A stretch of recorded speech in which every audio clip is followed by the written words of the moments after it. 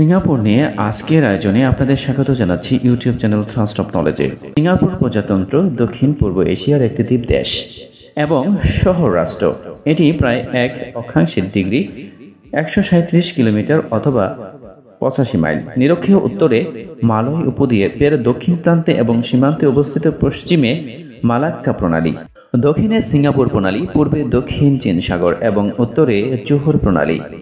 দেশটির ভূখণ্ডের মধ্যে একটি সিঙ্গাপুর দ্বীপ।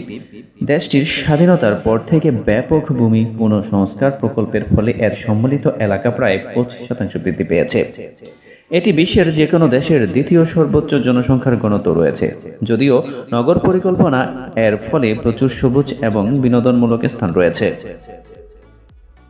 সিঙ্গাপুরের প্রধানমন্ত্রী হলেন সরকারের প্রধান। দেশটিতে মূলত একটি রাজনৈতিক দলের প্রভাব বেশি। দেশের নির্বাহী ক্ষমতা সরকারের হাতে ন্যস্ত। আইন প্রণয়নের ক্ষমতা সরকার ও আইনসভার দায়িত্বে পড়ে। বিচার বিভাগ নির্বাহী ও আইন প্রণয়ন বিভাগ থেকে স্বাধীন। আইনসভার সদস্যরা জনগণের ভোটে নির্বাচিত হন। রাষ্ট্রপতি রাষ্ট্রের প্রধান হলেও তার ভূমিকা মূলত আলংকারিক, তবে ইদানিং রাষ্ট্রপতির ক্ষমতার পরিসর কিছুটা বাড়ানো হয়েছে। 1959 সালের নির্বাচন থেকে সিঙ্গাপুরের রাজনীতিকে পিপলস অ্যাকশন পার্টি নামের রাজনৈতিক দল নিয়ন্ত্রণ করে চলছে। একাধিক বিরোধী দল উপস্থিত থাকলেও ক্ষমতায় তাদের প্রতিনিধিত্ব নেই বললেই চলে। তাই অনেক বিদেশি পর্যবেক্ষক সিঙ্গাপুরকে কার্যত একটি একদলীয় শাসন ব্যবস্থা হিসেবে গণ্য করে থাকেন। তবে সিঙ্গাপুরের সরকার সবসময় একটি স্বচ্ছ, দুর্নীতিমুক্ত সরকার হিসাবে বহির্বিশ্বে পরিচিত। ট্রান্সপারেন্সি ইন্টারন্যাশনালের মতে সিঙ্গাপুর বহুদিন ধরেই এশিয়ার সবচেয়ে দুর্নীতিমুক্ত দেশ। সিঙ্গাপুর একটি ক্ষুদ্র ও ব্যাপক নাগরায়িত দ্বীপরাষ্ট্র। এটি দক্ষিণ পূর্ব এশিয়াতে মালয় উপদ্বীপের দক্ষিণতম প্রান্তে, মালয়েশিয়া ও ইন্দোনেশিয়ার মাঝখানে অবস্থিত। সিঙ্গাপুরের স্থলভূমির মোট আয়তন 699 বর্গ কিলোমিটার। এর তছরেখার দৈর্ঘ্য 193 কিলোমিটার। এটি মালয়েশিয়া থেকে জোহর প্রণালী এবং ইন্দোনেশিয়া থেকে সিঙ্গাপুর প্রণালী দ্বারা বিচ্ছিন্ন। সিঙ্গাপুরের মূল ভূখণ্ডটি একটি হীরাকৃতির দ্বীপ, তবে এর প্রশাসনিক সীমানার ভেতরে আরও বেশ কিছু ক্ষুদ্র ক্ষুদ্র দ্বীপ অবস্থিত। এদের মধ্যে পেদ্রা বাংক্রা নামের দ্বীপটি সিঙ্গাপুর থেকে সবচেয়ে বেশি দূরত্বে অবস্থিত। সিঙ্গাপুরের সীমানার অন্তর্গত কয়েক ডজন ক্ষুদ্রাকার দ্বীপের মধ্যে জুরং দ্বীপ, পুলাউ প্যাতং, পুলাউ উবিন ও সেন্তোসা উল্লেখযোগ্য পরিমাণে বড়। সিঙ্গাপুর দ্বীপের বেশিরভাগ এলাকা সমুদ্র তট থেকে 15 মিটারের বেশি উঁচুতে অবস্থিত নয়। সিঙ্গাপুরের সর্বোচ্চ বিন্দুটির নাম বুকিত তিমা। এটি সমুদ্র তট থেকে 164 মিটার উচ্চতায় অবস্থিত।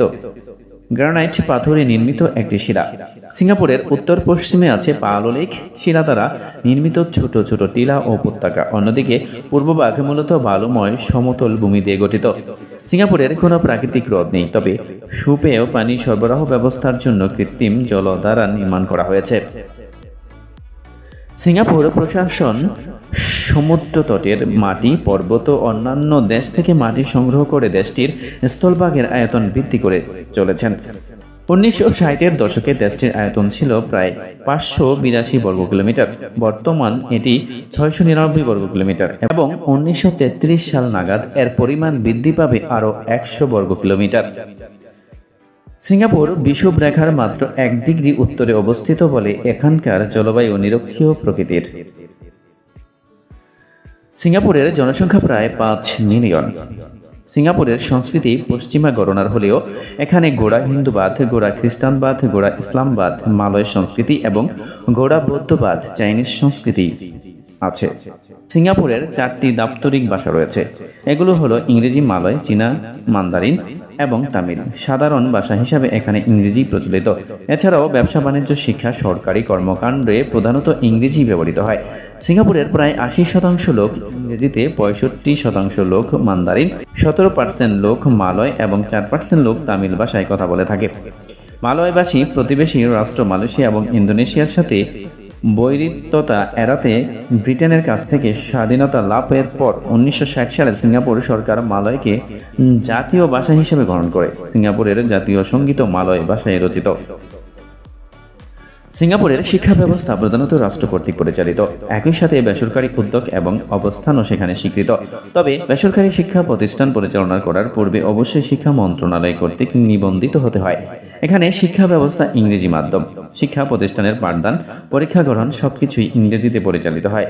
সিঙ্গাপুরের প্রাথমিক শিক্ষা বাধ্যতামূলক। প্রাথমিক, মাধ্যমিক এবং প্রাক বিশ্ববিদ্যালয় এই তিনটি স্তরে সিঙ্গাপুরের শিক্ষা ব্যবস্থা পরিচালিত হয়। সিঙ্গাপুরে 6টি পাবলিক বিশ্ববিদ্যালয় আছে, যার মধ্যে ন্যাশনাল ইউনিভার্সিটি অফ সিঙ্গাপুর এবং নানইয়াং ইউনিভার্সিটি অফ টেকনোলজি বিশ্বের সেরা 20টি বিশ্ববিদ্যালয়ের মধ্যে অন্যতম। মানসম্মত শিক্ষা ব্যবস্থার জন্য বিশ্বব্যাপী সিঙ্গাপুরের সুনাম রয়েছে। 1965 সালে স্বাধীনতা লাভের পূর্বে সিঙ্গাপুর ব্রিটিশদের অধীনে একটি ক্রাউন কলোনি ছিল। এই দ্বীপটি পূর্ব এশিয়াতে ব্রিটিশ নৌবাহিনীর প্রধান ঘাঁটি ছিল।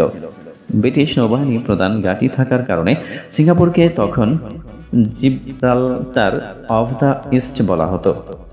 1859 সালে সুয়েজ কানাল খোলার পর ইউরোপ এবং এশিয়ার মধ্যে সমুদ্র বাণিজ্য বৃদ্ধি পায়। ঠিক তখনই সিঙ্গাপুরকে বিশ্বের প্রধান সমুদ্র বন্দর হিসেবে ব্যবহার করা শুরু হয়। 1965 সালে অর্থাৎ স্বাধীনতা লাভের পরে এই দেশের মাথাপিছু আয় ছিল $516। এই $516 ছিল তখন পূর্ব এশিয়ার মধ্যে তৃতীয় সর্বোচ্চ। স্বাধীনতার পরে ইউরোপ থেকে বিনিয়োগ আসার মাধ্যমে সিঙ্গাপুরের অর্থনীতি ধীরে ধীরে শক্তিশালী হওয়া শুরু করে। 80-র দশকের মাঝখানের দিকে এই দেশটি উন্নত রাষ্ট্রের মর্যাদা লাভ করে। জাতিসংঘের মানব উন্নয়ন সূচক সিঙ্গাপুরের অবস্থান বিশ্বের 9ম। সিঙ্গাপুর আসিয়ানের প্রতিষ্ঠাকালীন সদস্যদের মধ্যে অন্যতম।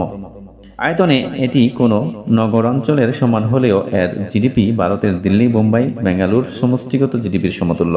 চীন, মালয়েশিয়া ও ইউরোপিয়ান ইউনিয়ন দেশটির প্রধান বাণিজ্য সহকারী দেশ।